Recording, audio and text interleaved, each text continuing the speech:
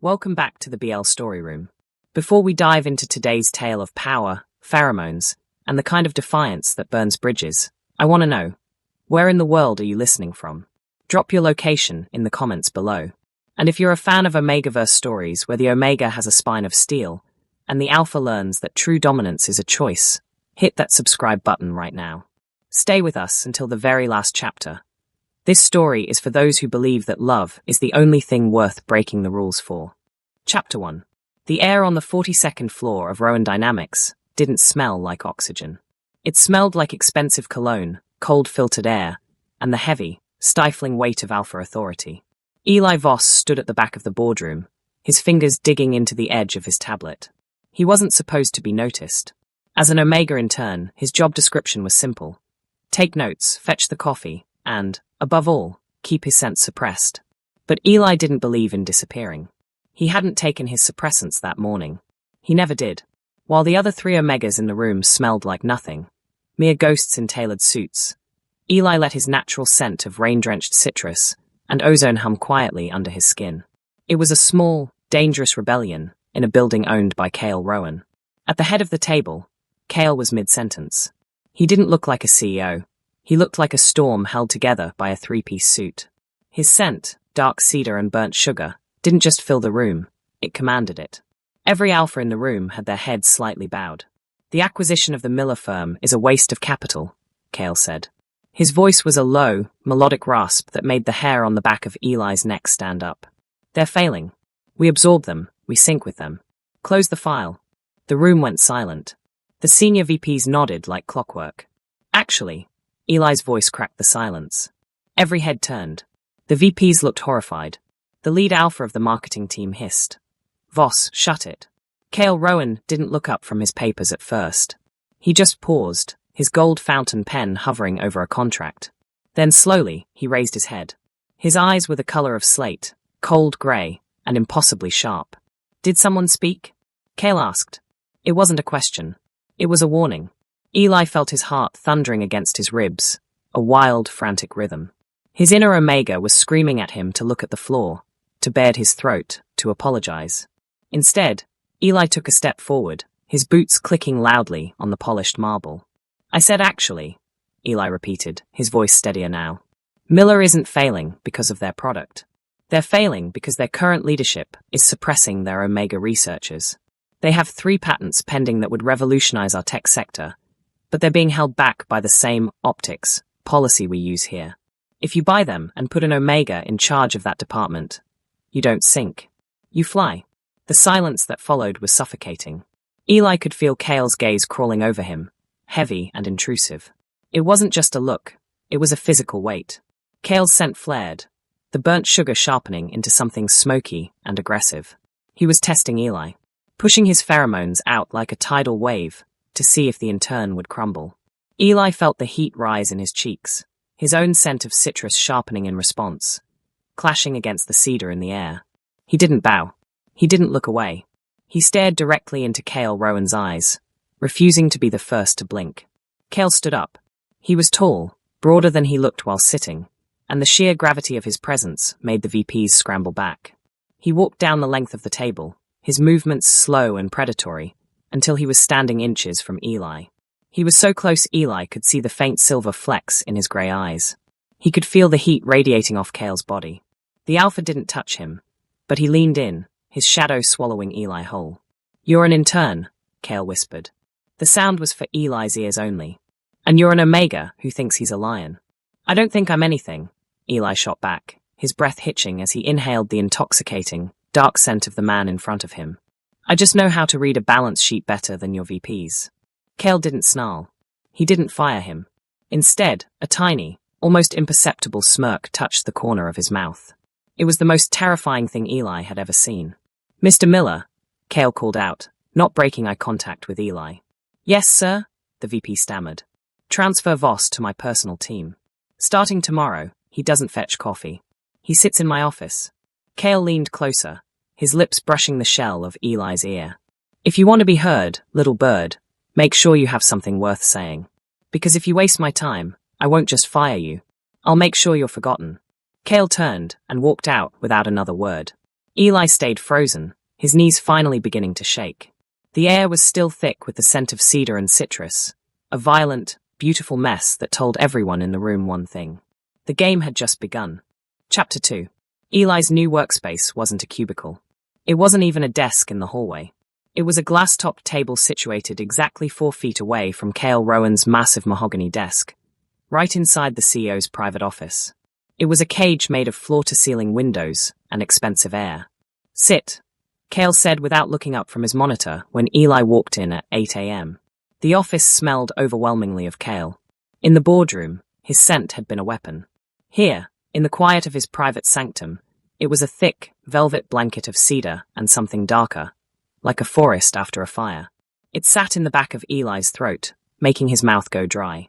"I have my own department's reports to finish," Eli said, remaining standing. He clutched his laptop bag like a shield. "I can do that from the intern pool." "You're not in the pool anymore," Cale replied. He finally looked up. He had shed his suit jacket, his white sleeves rolled up to reveal forearms that were corded with muscle and dusted with dark hair. He looked less like a businessman and more like a predator taking a break. "You're under my direct supervision, which means I see everything you do. I hear every word you say, and I smell every thought you have." Cale's eyes drifted to the base of Eli's throat, where his pulse was visible, hammering away. "You still haven't taken your suppressants." "It's not against company policy," Eli snapped, finally sitting down because his legs were beginning to feel like jelly. "The handbook says suppressants are highly encouraged for a professional atmosphere. It doesn't say mandatory. I'm professional. My work is professional." "Your scent is a distraction," Cale said, his voice dropping an octave. He leaned back, his chair creaking. "It's aggressive. It doesn't know its place. Maybe you're just not used to an Omega who doesn't smell like vanilla and apology," Eli countered. He opened his laptop, his fingers trembling slightly as he pulled up the Miller firm's data. He could feel Cale watching him. It wasn't the look of a boss checking on an employee. It was the way a scientist watched a chemical reaction that might explode. It was surveillance, plain and simple. Cale wanted to break him. He wanted Eli to get so uncomfortable, so overwhelmed by the alpha pressure, that he'd finally bow his head and beg for a desk in the basement. Hours passed in a grueling, heavy silence. The only sounds were the hum of the AC and the click of keys. But the air was alive. Every time Eli moved, he caught a fresh waft of Cale's scent. Every time Cale shifted, Eli felt the alpha's presence expand, pushing against his boundaries. Around 2 p.m., Eli's concentration broke. He had been staring at the same line of code for 20 minutes. The lack of food and the constant mental strain of resisting Cale's dominance were taking a toll. He rubbed his eyes, letting out a frustrated sigh. "You're stuck," Cale's voice cut through the quiet. "I'm fine," Eli lied. Suddenly, Cale was there. He hadn't made a sound, but he was standing right behind Eli's chair. The heat coming off him was immense. Eli froze, his breath hitching. He could smell the burnt sugar in Cale's scent. It was sweeter now, more concentrated. Cale leaned over Eli's shoulder to look at the screen. He didn't touch him, but his chest was inches from Eli's back. One of Cale's hands rested on the back of the chair, and the other hovered near the mouse. Eli was trapped between Cale and the desk. "The logic is flawed in the 3rd paragraph," Cale murmured.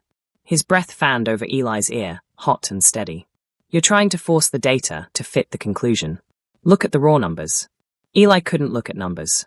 All he could feel was the sheer, terrifying proximity of the man. Cale's scent was pouring over him, thick and intoxicating. It felt like being submerged in warm water. Eli's inner Omega hummed, a traitorous little vibration in his chest that wanted to lean back, to let Cale take the weight. I see it," Eli whispered. He tried to move his hand to the mouse, but his fingers brushed against Cale's. The contact was electric. It wasn't a spark. It was a jolt that went straight to Eli's gut. Cale didn't pull away. His hand stayed there, his skin rough and warm against Eli's. Eli looked up, his head tilting back instinctively. Cale was looking down at him. The alpha's face was a mask of intense control, but his eyes, they were dark, the pupils blown wide. He was breathing deeper now, taking in Eli's citrus scent as if he were starving. For a second, the office vanished. There was no company, no internship, no rules. There was just the pulse of 2 people who were supposed to be enemies, vibrating on the same dangerous frequency. Cale's gaze dropped to Eli's lips, and for a heartbeat, Eli thought, He's going to do it. He's going to claim me right here on the glass. The thought should have terrified him. Instead, it made his skin itch with a sudden, desperate need. Cale suddenly pulled back. The loss of heat was so abrupt Eli almost gasped. Cale walked back to his desk, his movements slightly more rigid than before. He picked up a pen, his knuckles white. "Fix the report, Voss," Cale said, his voice harsh and cold again. "And put some windows open. It's getting stifling in here."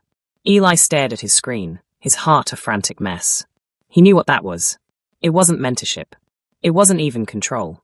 It was a hunger that Cale Rowan was barely keeping behind bars. And Eli realized, with a sinking feeling in his stomach, that he wasn't just a lion. He was the bait. Chapter 3. By the second week, the air in the executive suite had turned into a literal battlefield. It wasn't about words anymore. It was about pheromones. Rowan Dynamics was a place where alphas didn't have to speak to command. They just expanded their presence, a silent pressure that made everyone else tuck their chins and move faster. But Eli was a glitch in their perfect, quiet system. Every morning, he walked into Cale's office, sat at his glass desk, and let his scent of rain-drenched citrus fill the corners Cale hadn't claimed yet. It was exhausting. It felt like living inside a storm cell. "You're doing it on purpose," Cale said late one Tuesday evening. The sun had dipped below the Manhattan skyline, turning the office into a cavern of orange and deep purple shadows. Eli didn't look up from his spreadsheet. "Doing what, Mr. Rowan?" "Projecting." Cale stood up and paced the length of the room. He looked restless, his usual composure frayed at the edges. Most Omegas have the decency to quiet their scent when an alpha is working. You're loud. It's like you're trying to start a fight with the very air I breathe." Eli finally leaned back, his neck aching. "I'm not projecting anything. I'm just existing. If my existence is a fight for you, maybe the problem isn't my scent. Maybe it's your need to own every inch of this room." Cale stopped pacing. He turned, his silhouette sharp against the window. "You think I want to own you?" The question was a trap. Eli felt the familiar spark of heat in his gut.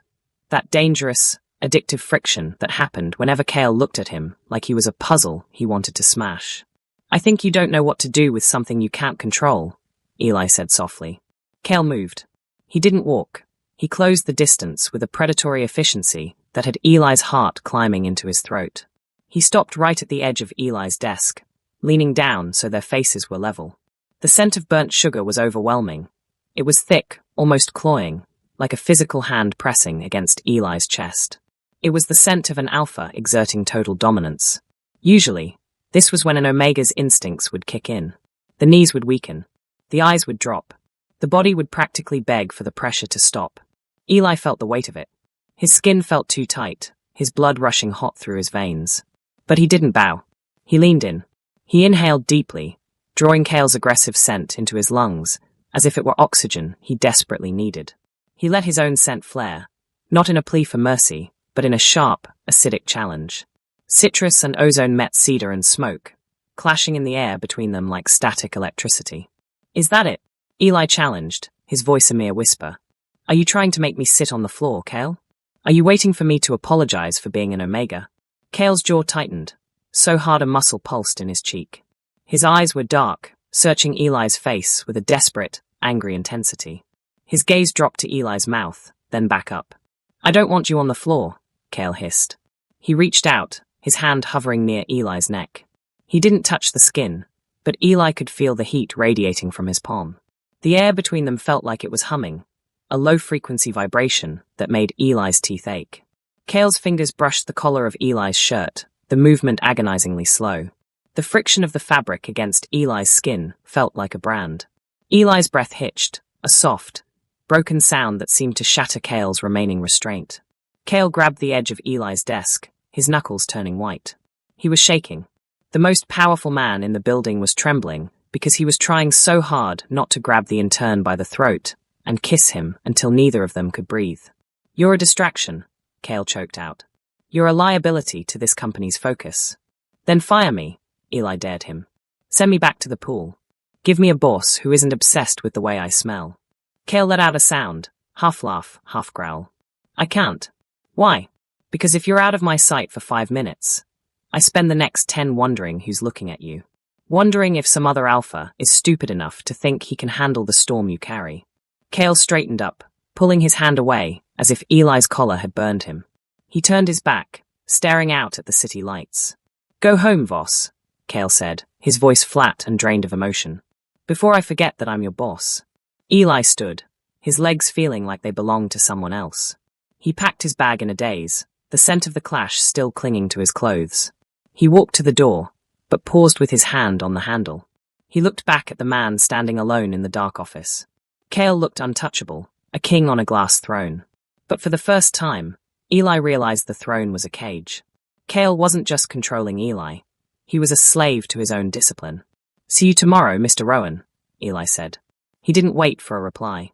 He stepped out into the hallway, his heart finally slowing down. He felt a strange, bittersweet ache in his chest. He had won the round, he hadn't submitted. But as he stepped into the elevator, he realized that the more he resisted Cale's dominance, the more he felt himself becoming addicted to the heat of the fire. Chapter 4. The coffee in the break room tasted like battery acid and broken dreams. Eli leaned against the cold marble counter, his forehead pressed against the cabinet. It was 11:45 p.m. The office was a tomb of glass and shadows, illuminated only by the flickering streetlights of Manhattan 40 floors below. He felt wrong. It wasn't just the exhaustion of the 18-hour days Cale had been pushing. There was a strange, syrupy thickness in his blood. His skin felt a size too small, and every time he moved, a wave of heat rolled from the base of his spine to the tips of his ears. "It's too early," Eli thought, his breath coming in short, shallow hitches. "My cycle isn't for another 3 weeks." But nature didn't care about calendars, and it certainly didn't care about Rowan Dynamics' corporate policy. Stress, proximity, and the constant, violent clashing of sense with Cale had finally triggered something irreversible. "Voss, where is the Miller valuation?" Cale's voice echoed down the hall. A moment later, he appeared in the doorway of the break room. He had discarded his tie hours ago, and his top 2 buttons were undone. He looked tired, but the moment his eyes landed on Eli, his entire posture changed. Cale's nostrils flared. The air in the small room suddenly transformed. Eli's scent, usually a sharp, defiant citrus, had turned into something heavy and sweet, like oranges rotting in the sun, dripping with honey. It was the undeniable, primal signal of an omega in heat. "Eli," Cale said. His voice wasn't a question. It was a low, vibrating growl that vibrated right through Eli's chest. I'm fine," Eli gasped, trying to push off the counter. His knees buckled immediately. Cale was across the room in a heartbeat. He didn't grab him, but he blocked Eli's path, his arms bracing against the counters on either side of Eli's hips. He didn't touch him, but the proximity was a physical blow. Cale's scent, that dark, smoky cedar, tripled in intensity, responding to the invitation Eli's body was unintentionally screaming. "You're in heat," Cale hissed. His eyes were no longer grey. They were almost black, the pupils swallowing the irises. "The protocol. I have to call the medical floor. They'll fetch your emergency suppressants and transport you home." "No," Eli whispered, clutching Cale's forearms to stay upright. Cale's skin was burning hot. "No medical. If they log a heat incident during my internship, it goes on my permanent record. I'll never get a senior position. They'll say I'm biologically unstable." Eli's head fell forward, his brow resting against Cale's collarbone. He could hear the alpha's heart, a heavy, thudding rhythm that matched his own. Eli's body was beginning to ache, a deep, hollow yearning that only one thing could fill. His inner omega was clawing at the back of his mind, begging him to tilt his head, to offer his neck, to ask for the bite that would end the fever.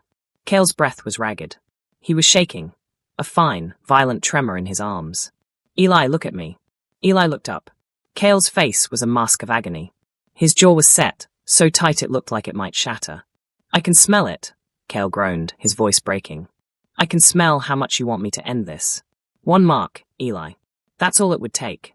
I could claim you right here on this floor, and no one would ever question your place again because you'd be mine." Cale's hand moved, his thumb brushing the sensitive skin of Eli's scent gland on his neck.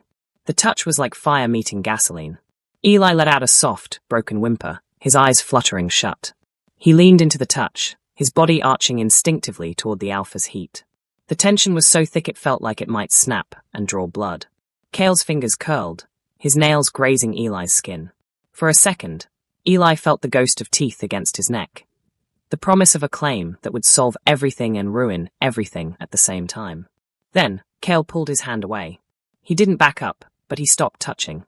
He stood there, his chest heaving, his eyes fixed on Eli's with a devastating, mournful kind of clarity. "I won't do it," Cale said, the words sounding like they were being torn out of his throat. "Cale." Eli's voice was a plea he didn't recognize. "No. If I mark you now while you're like this, it's not a choice. It's a reaction. You've spent every day in that office telling me you won't bow. If I take you now, I'm just proving everyone right. I'm proving that you're just a biological machine that can be mastered." Cale reached into his pocket and pulled out his phone, his movements rigid and robotic. "I'm calling my private car. Not medical. You're going to my secondary apartment. It's quiet. It's secure. I'll leave you the keys and I'll stay at a hotel." Eli stared at him, his vision blurred by tears of frustration and a strange, overwhelming surge of affection. You're leaving me?" "I am saving you," Cale corrected, his voice dropping to a whisper. He leaned in, his lips hovering just a hair's breadth from Eli's forehead. He didn't kiss him, but the intent was there, a heavy, ghost-like pressure. "When this fever breaks, Eli, when you can look at me without the fog in your head, if you still want me then, I'll be waiting. But I won't claim a man who isn't in his right mind to choose me back." Cale stepped back, the loss of his heat making Eli shiver.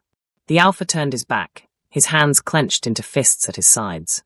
"The car is downstairs in 3 minutes, Cale said, his voice cold again, though it lacked its usual bite. "Move, Voss, before I lose my mind and prove I'm exactly the monster you think I am." Eli stumbled toward the door, his heart aching more than his body. He had expected dominance. He had expected the alpha to take what was offered.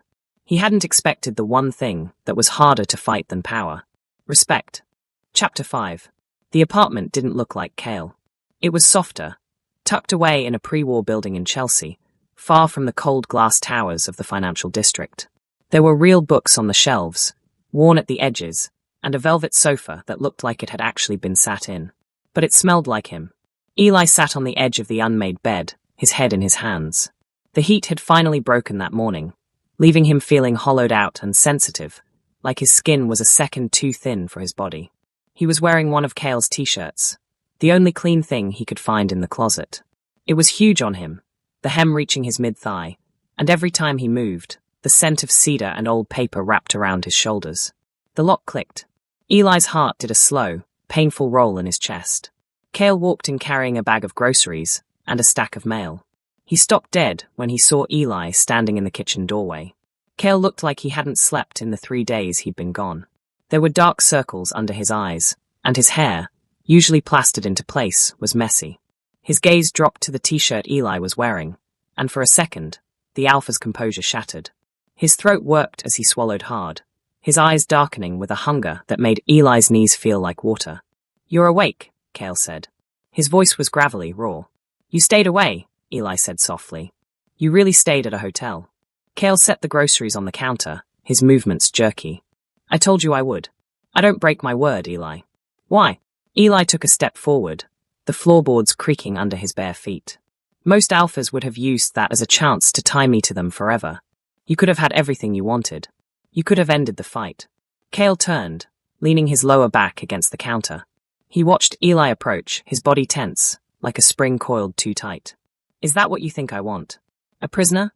Someone who only stays because their biology was hijacked?"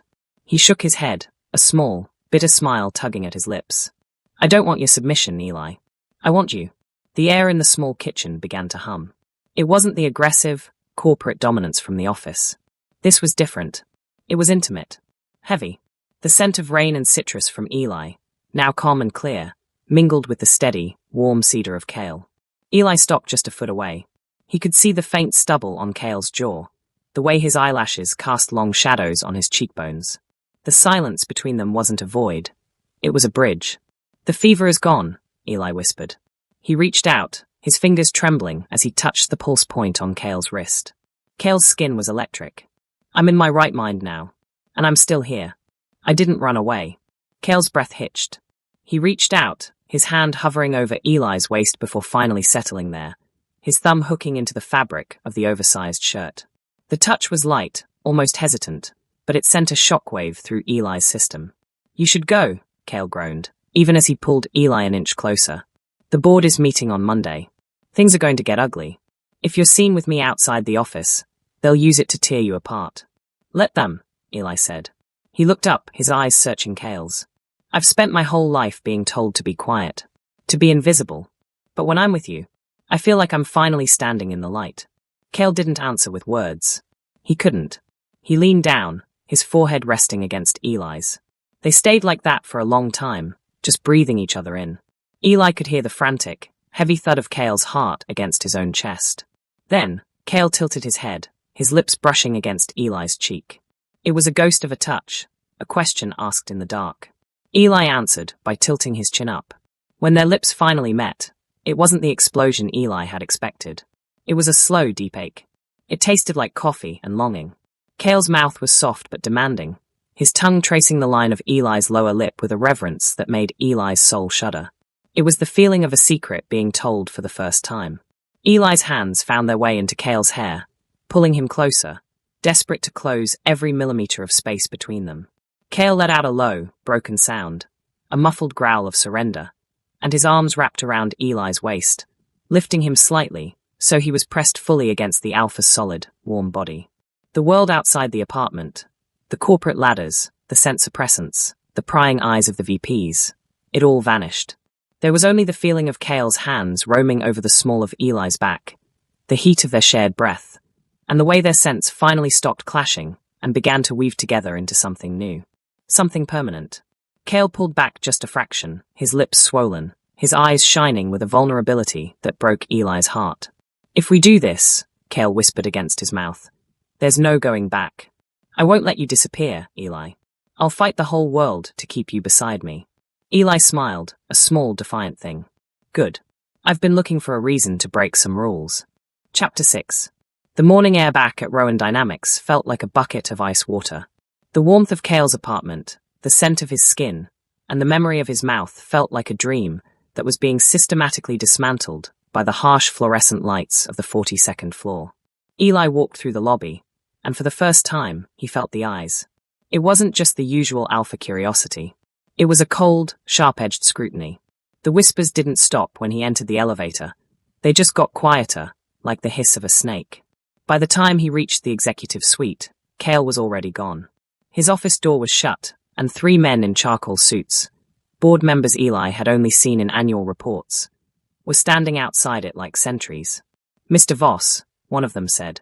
It was Arthur Sterling, the oldest alpha on the board, and a man who smelled like stale tobacco and mothballs. You're late. I was told my schedule was at the discretion of the CEO, Eli said, keeping his chin up, though his stomach was doing a slow, nauseous somersault. The CEO's discretion is currently being questioned, Sterling replied. He stepped closer, his scent intentionally heavy and sour, trying to force Eli to step back. Go to the small conference room. Now, don't make us call security to move an intern. Eli looked at Cale's closed door. He wanted to scream, to kick it down, to find the man who had held him with such reverence 48 hours ago. But he knew Cale's world. He knew that any sign of emotional instability from an Omega was blood in the water. He walked to the conference room. Inside, it wasn't a meeting, it was an interrogation. 5 board members sat across from him. On the table lay a folder. We've received a report, Sterling began, tapping the folder with a liver-spotted hand. An anonymous tip regarding a breach of professional atmosphere policy. Specifically, an unregistered Omega heat incident that occurred on-site last Thursday. Eli's heart stopped. He felt the blood drain from his face. The break room. Someone must have smelled it. Someone must have seen Cale with him. The report states, Sterling continued, his voice dripping with mock concern, that CEO Cale Rowan not only failed to follow medical protocol, but actively used his position to hide the incident.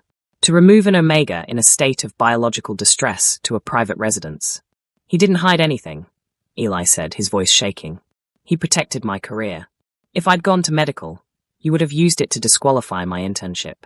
He followed the spirit of the law, if not the letter. The letter is all that matters in a hostile takeover, Mr. Voss, a woman at the end of the table added. Our rivals at Sterling Apex are looking for any sign of weakness. A CEO who is compromised by an unbonded Omega? That's not just a policy breach. It's a liability. I'm not his liability, Eli hissed, leaning over the table.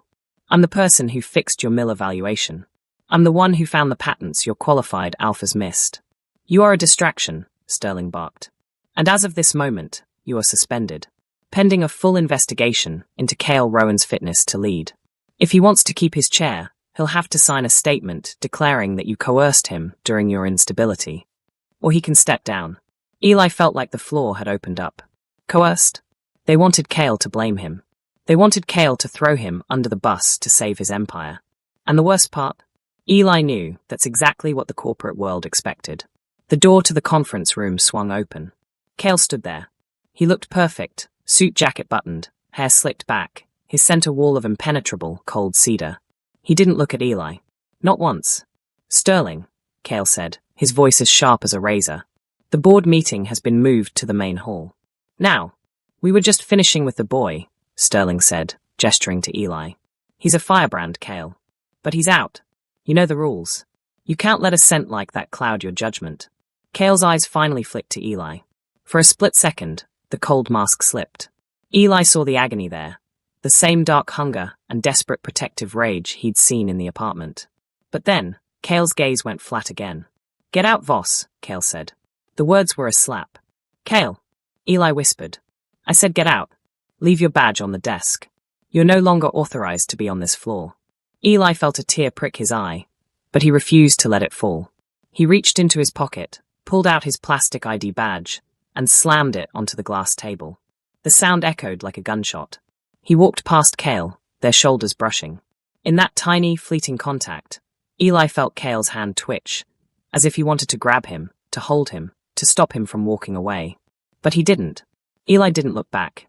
He walked to the elevator, his chest feeling like it was being crushed by a giant's hand. He had trusted him. He had believed that Cale was different. But in the end, the Alpha had chosen the throne. As the elevator doors closed, Eli caught one last glimpse of Cale walking into the main boardroom, surrounded by the men who wanted to tear them both apart. Eli was alone, and for the first time in his life, his scent didn't smell like a challenge. It smelled like rain, cold, lonely, and defeated. Chapter 7. Eli didn't go to the subway. He couldn't.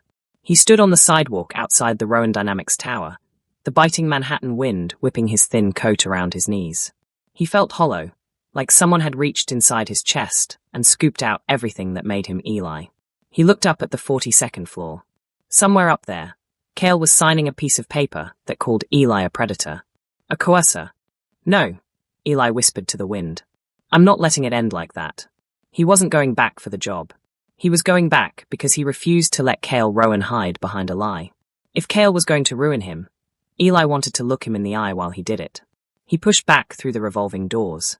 The security guard, a man Eli had shared donuts with for 3 months, looked away, his face full of pity. Eli didn't care.